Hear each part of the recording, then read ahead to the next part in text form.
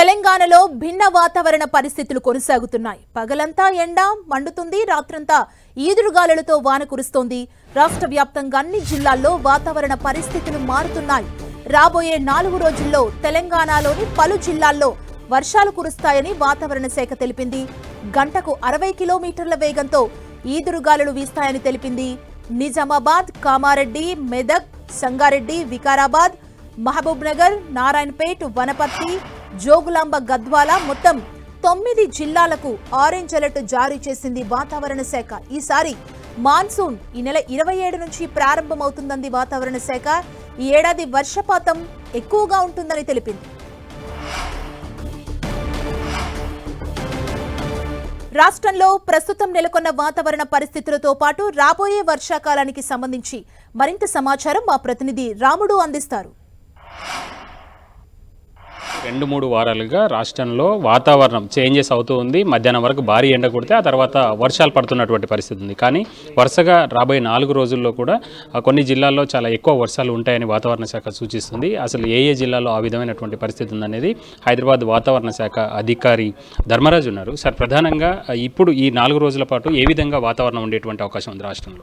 తెలంగాణ రాష్ట్రం మీద సరిహద్దుల్లో కనుక చూసుకున్నట్లయితే ఒక ద్రోణులు కానీ అటు ఉపరితల చక్రవాకాలు కానీ కదలాడడం వల్ల మనకి రానున్న 4 రోజులు కూడా తేలికపాటి నుంచి మోస్తారు వర్షాలు అనేవి ఉండే అవకాశం అయితే కనిపిస్తుంది. ఈ వర్షాలతో పాటు మనకి ఈదుడుగాళ్ళు కూడా ఉండే అవకాశం అయితే కనిపిస్తుంది. ఈదుడుగాళ్ళు కూడా కొన్ని జిల్లాల్లో ఒక విధంగా తీవ్రత అనేది కొన్ని జిల్లాల్లో హెచ్చుగాను కొన్ని జిల్లాల్లో తక్కువగానే ఉండే అవకాశం అయితే ఉంది. ప్రధానంగా ఏ జిల్లాల్లో కొంత ఎక్కువ వర్షాలు ఉండేటువంటి అవకాశం ఉంది?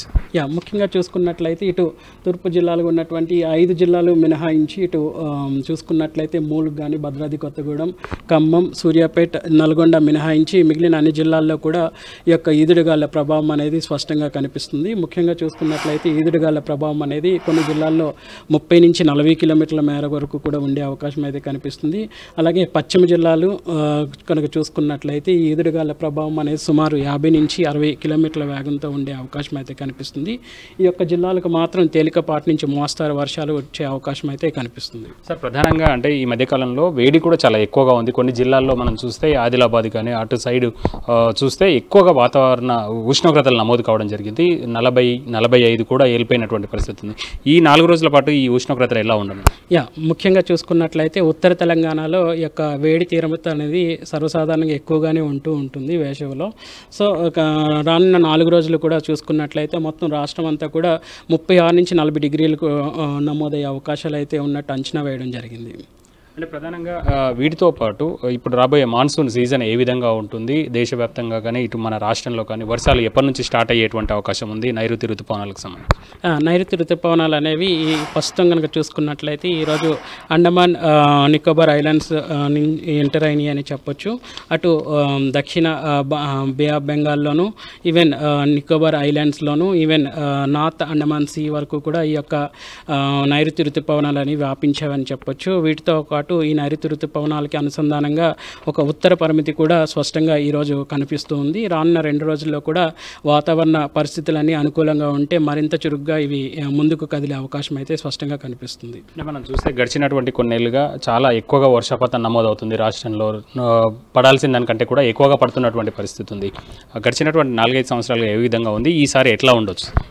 గడిచిన 5 సంవత్సరాలు గణాంకాలు కనుక తీసుకున్నట్లయితే రాష్ట్రంలో ఒక 2023 మినహా అన్ని 20 నుంచి 24 వరకు కూడా అన్ని సంవత్సరాల్లోనూ కూడా ఎక్కువగానే వర్షపాతం అనేది నమోదైంది. సంవత్సరం కూడా తెలంగాణ రాష్ట్రానికి సాధారణం కంటే అధికంగానే వర్షపాతం నమోదయ్యే అవకాశం అయితే స్పష్టంగా కనిపిస్తుంది.